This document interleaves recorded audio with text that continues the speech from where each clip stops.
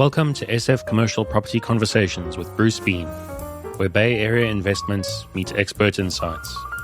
Get ready to unlock the strategies of commercial real estate success.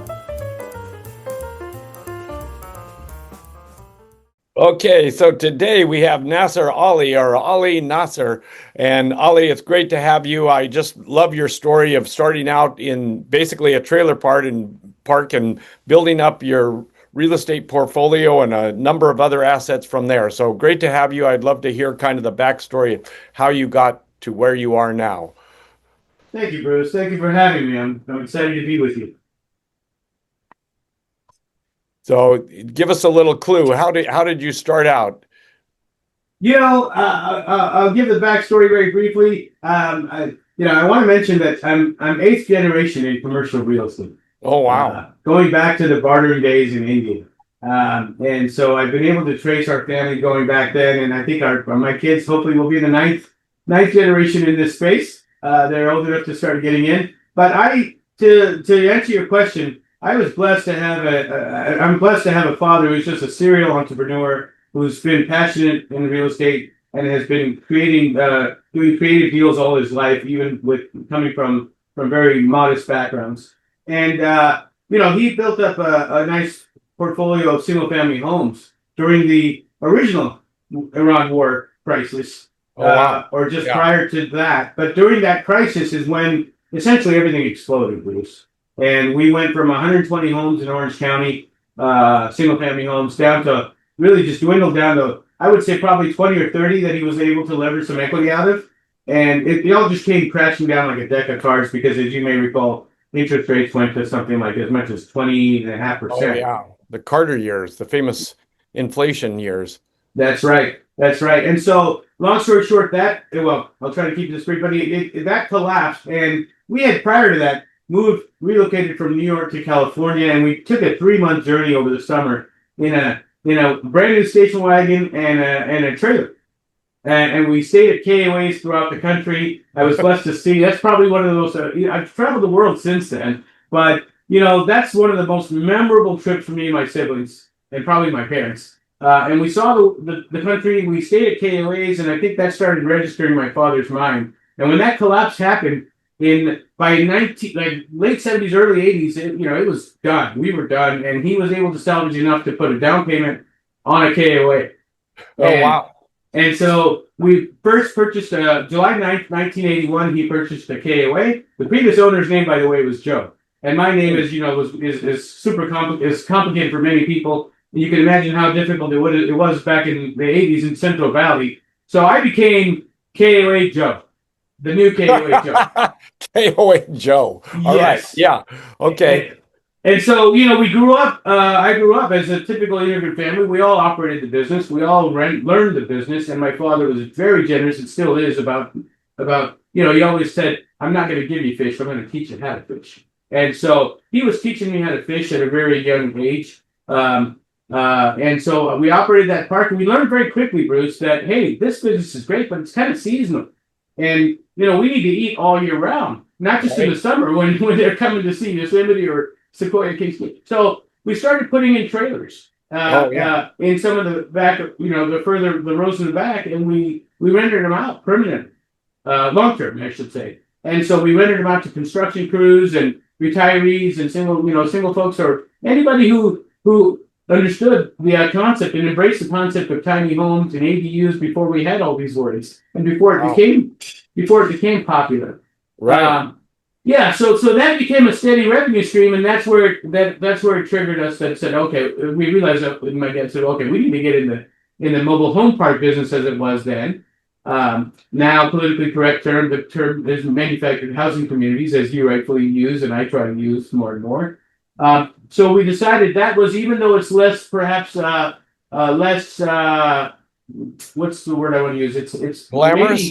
Certainly less glamorous, but also probably a lower rate of return compared to a cash on cash business. Where you operate, the KO is a real business. There's a lot of moving parts, and it's a retail operation. We wanted something more passive or semi-passive and less risk, and also maybe it's a slighter lower rate of return, but it's also less risk. And so we decided that was the path for us, and we haven't looked back. Bruce. I personally, independently, have done some other asset classes, which we don't need to get into depth about, and parking, for example, or strip centers, and I did fine in those. But I'm second generation in the manufactured housing community by choice. In this industry by choice because So of all of the dynamics. give us a clue. Manufactured housing seems to be coming to the forefront again right now, and perhaps obviously because it's an affordable solution to housing, and people need that solution, and particularly in, as you said earlier, in Texas and Florida, it is becoming a big deal. So That's give us right. a little clue. I did a recent presentation entitled from trailer trash to the darling asset class. And that's exactly what we've seen. It's just been amazing to go experience this journey firsthand, where we were considered the slumlords and trailer parks, all the stigma that comes with trailer parks and mobile home parks and whatnot. But I think over the years, we call them manufactured homes now for a reason, for a good reason. The structure, the quality, the overall appeal has dramatically, substantially improved. And I would say, for those who would question the quality of that home, try taking a stick-built home down the freeway at 60 miles an hour, and see how it holds up. These homes are transported and then still set up. So despite all the noise about how, the stigma and the noise and how they do in tornadoes and whatnot, I think we've as an industry as a whole, particularly our associations like MHI, have done a great job of trying to overcome that stigma, and that combined with since the pandemic, the hybrid work, the remote work, the concepts of living in secondary and tertiary markets where you don't have to necessarily be in a primary market, and also Gen Z just being open, right. Gen Z and millennials kind of being open to these ideas. All of this is kind of combined into where people are now, do consider this. In fact, I want to give Silicon Valley, where I am based here, as a perfect example. You right there in Sunnyvale or Santa Clara, some of those towns where these big tech firms are, you have these communities, and they're getting more and more occupied, by the techies, earning right. Well, but they get it. It, and so it's a big change for us, Bruce. So I think what you're saying is the demand for manufactured housing for trailer parks, if you will, is becoming higher and higher. Oh, absolutely. I think the demand is absolutely becoming higher. I think the shortage is about 4 million housing units in terms of shortage that we have as a nation right now. Right. And I think that from most reports, that's on the low end. Some people would argue it's almost double that. But there's a huge shortage, and that issue, the shortage combined with the stigma kind of being reduced. We were dealing, and we still deal with stigma. We still deal with NIMBY, not in my backyard, and all those things. We still, we still are challenged with municipalities who would rather have higher tax revenue from mid-rises or high-rises versus our communities. We still have those challenges. But the huge demand for affordable housing and the new generations embracing the new quality that we provided is I think we're on the map. And I think that also combined with Bruce, I mean, this is not necessarily I'll take it, but it's not necessarily a way we would want to win as an industry, but the fact that all of these other commercial real estate asset classes are saturated for investors. For funds, for REITs, they've every other asset class for the most part, I think, is saturated. You see a frenzy almost of everyone now, REITs, private equity groups, high net worth individuals, even family offices. Everybody's suddenly trying to come into and are coming into our space, and now everyone's an expert. You got a lot of experts out there, and so. But I love it. I love the fact that people have come in because it's actually creating a community where ultimately the residents are winning, investors are winning, communities are winning. So I'm fine with it. So has the state helped you at all, or any of the state laws helping to develop modular homes? Yes and no. Theoretically, yes. Oh, Um, theoretically, yeah, right. Okay. Yeah. Theoretically, yes. In actuality, in reality, I we'll see. I think the only time will tell. There's a recent state bill that passed, as you may be alluding to, which allows communities to expand by 10% of their existing permitted units or pads. Right. Kind of a quick path to avoid all of the typical red tape and costs and time. A quick path to get at least 10% if you have the additional land to justify it Right. available. And so that has passed. It's being tested now in some markets, and we'll see. We'll see. I hope it works out because we are I think a significant part or portion of the solution to that 4 million number.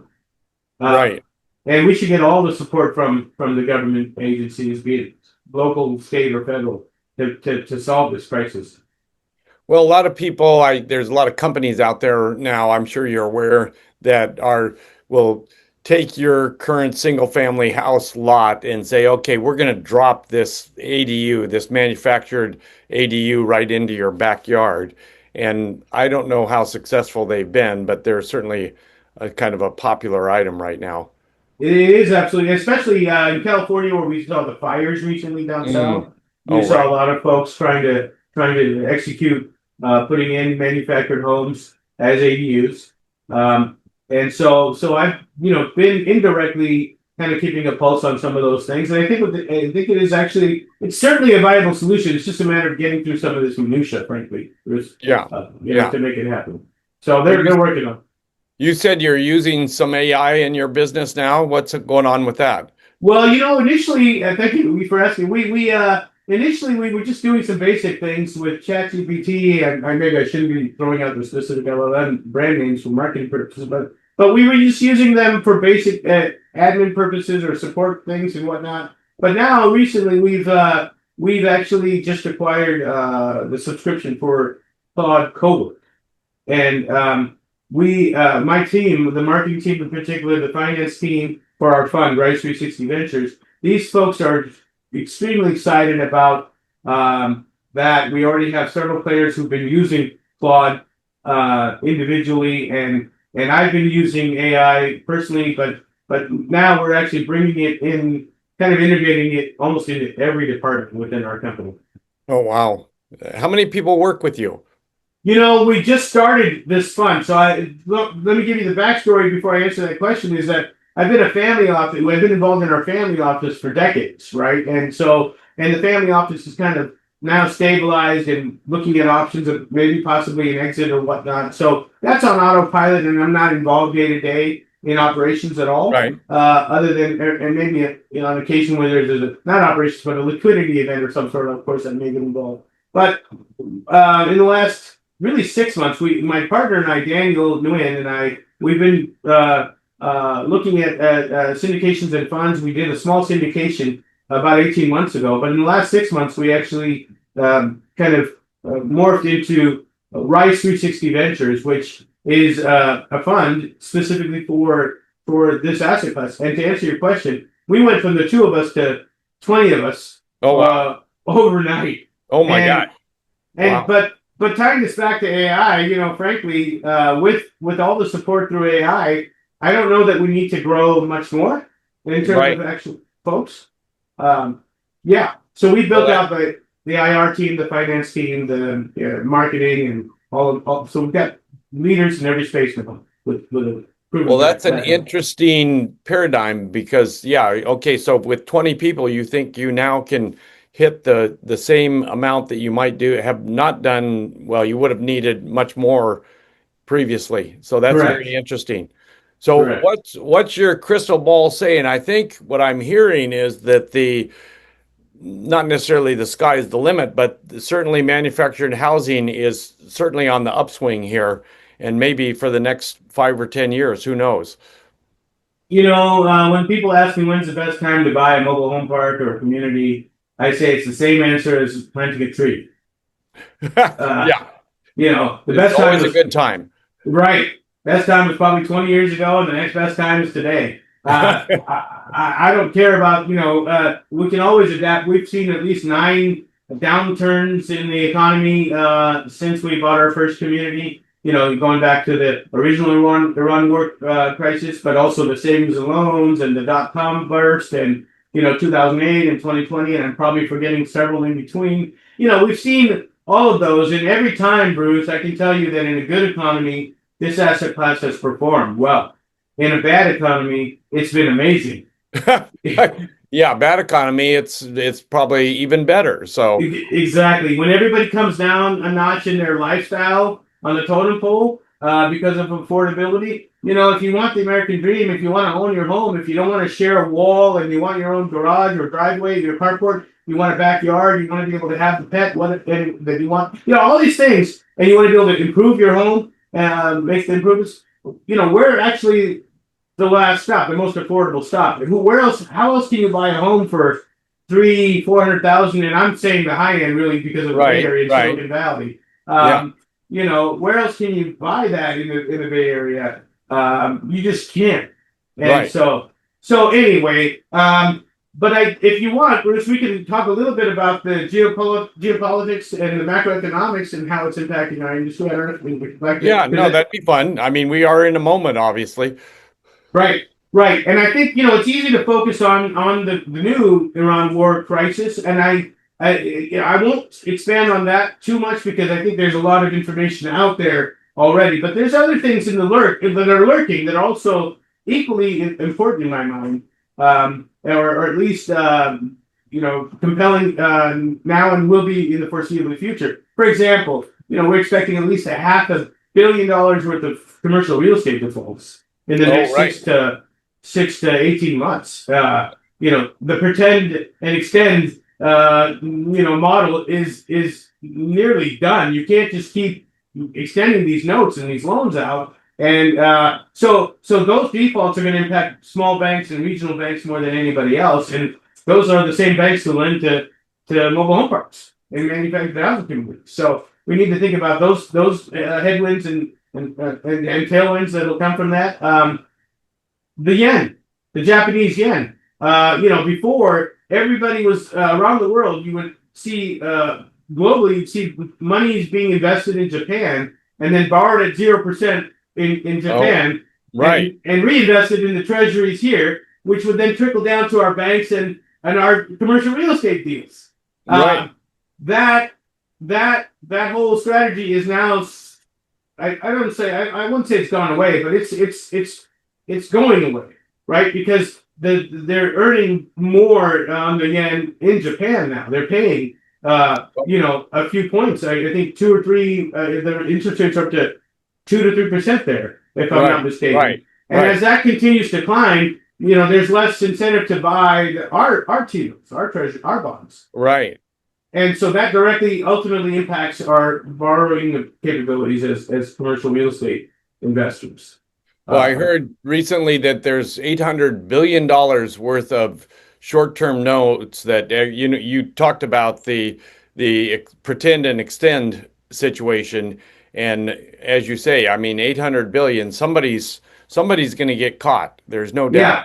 It's a huge number, and it's inevitable. It's only math. By the way, when I get into some of these conversations, I can become politically incorrect, but I want people to know that it's not even a political conversation. It's not about red or blue. It's not about, patriotism as much as I am very grateful and blessed to be an American. It's, for us as investors, it's about arithmetic, right? It's about the math. And so that's what I'm focused on. And again, there are other issues, whether it's the rare earth minerals that are being kind of weaponized, or what we've done with sanctions and tariffs that might impact long-term, ability to borrow or invest and whatnot. All of these things are playing into, I think what's coming is maybe if I'm, let me say this, it's a small chance. My guess, based on the gurus that I watch and learn from and read, but it sounds like there's at least a 10 to 20% chance of something far beyond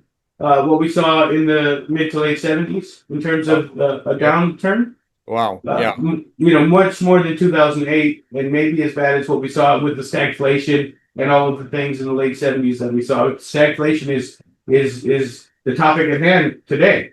And and some argue that it might be as bad as what, like the Great Depression levels and whatnot. So not to be doom and gloom, the positive in all of this is that, there's always, think of the Warren Buffett model, right? When everybody's sidelined, when the herd is sidelined and everyone's afraid to act, that's when the most compelling opportunity. So when you asked earlier about, the forecast and the crystal ball, I think, sure, anytime's a good time. The next 18 months might be some of the best times to be acquiring commercial real estate and this asset class in particular. Well, I think we need to talk in another 3 to 6 months and see how the world events and the economic events and see what's going on throughout the process here. So in the meantime, though, Ali, where shall people get a hold of you? Oh, well, thank you for asking. It's I would say go to the website if you'd like a free detailed report about the industry and about the economy. We have a detailed, extensive report of the things we just talked about, and that's available at rise360ventures.com. Rise, the number 360ventures.com. And you can also find me on LinkedIn, of course. So rise360.com. I was just looking at it before we started talking. Great website. So everybody check it out. That's a wrap on today's journey through the SF commercial real estate scene. Ready to share your story? Visit sfcommercialconversations.com/guest. Your insights could lead the next conversation.